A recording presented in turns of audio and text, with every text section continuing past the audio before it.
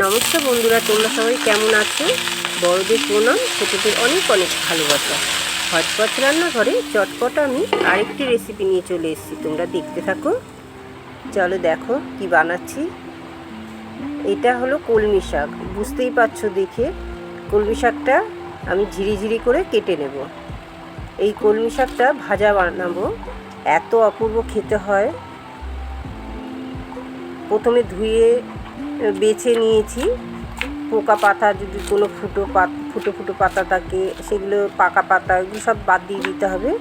দিয়ে আমি ভালো করে এবারে কুচিয়ে নিচ্ছি। এইভাবে কোচানোটা হয়ে গেছে। যারা আমার নতুন বন্ধুরা দেখছো, তাদের যদি আমার এই রেসিপিগুলো তোমাদের ভালো লাগে, তাহলে একটা লাইক, শেয়ার, সাবস্ক্রাইব করে দিও। আর অল বাটনটা প্রেস করে দেবে, তাহলে সবার আগে তোমাদের কাছে নোটিফিকেশন পৌঁছে যাবে। এবার আমি কড়াইয়ের মধ্যে তেল দিয়ে দিচ্ছি। দিয়ে 2-3টে শুকনো লঙ্কা ফোড়নে দিয়ে দিলাম।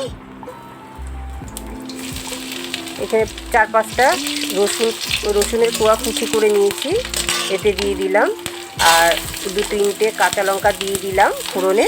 আর একটা কুচিয়ে পেঁয়াজ রেখেছিলাম, সেটাও দিয়ে দিলাম। দিয়ে এবারে একটু ভাজা ভাজা মতন করে নিতে হবে। যখন সুন্দর একটা গন্ধ বেরোবে এই ভাজাটার থেকে, রসুন, পেঁয়াজ, শুকনো লঙ্কার থেকে, তখন এই শাকগুলোকে দিয়ে দিতে হবে। কালো জিরে আর কাঁচা লঙ্কা, শুকনো লঙ্কা ফোড়ন দিয়ে এই শাকটা বানাতে পারো। এবারে শাকটা দিয়ে একটু নেড়ে চেড়ে আমি এর মধ্যে নুন দিয়ে দেবো। নুনটা স্বাদ মতন দিতে হবে। আর হলুদও দিয়ে দেবো, 1/2 চা চামচ হলুদ দিয়ে দিলাম। এইটা রান্না করা খুবই সহজ, বেশি তেল মশলা কিছুই লাগে না। অথচ খেতে এই শাকটা এত ভালো লাগে, রুটির সাথেও ভালো লাগবে, ভাতের সাথেও ভালো লাগবে।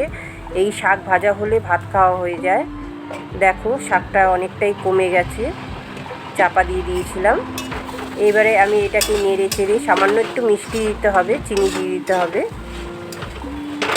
চিনি দিলে টেস্টটা আরও ভালো লাগে। এবারে তোমরা চাইলে দিতেও পারো, নাও দিতে পারো। এবারে দেখো এটাকে ভালো করে ভাজা ভাজা করে নেব।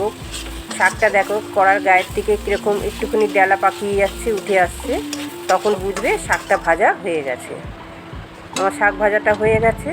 খুব সহজ আর খুব তাড়াতাড়ি হয়ে যায়। আর এটা পেটের জন্য ভীষণ ভালো। কলমি শাক গরমের সময় এর ঝোল খাও, ভাজা খাও, যাই খাও, চচ্চড়ি খাও, ভীষণ ভালো উপকারী একটি শাক।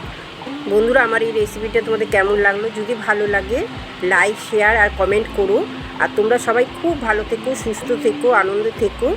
এতটা ধৈর্য ধরে শেষ অবধি দেখার জন্য অনেক ধন্যবাদ।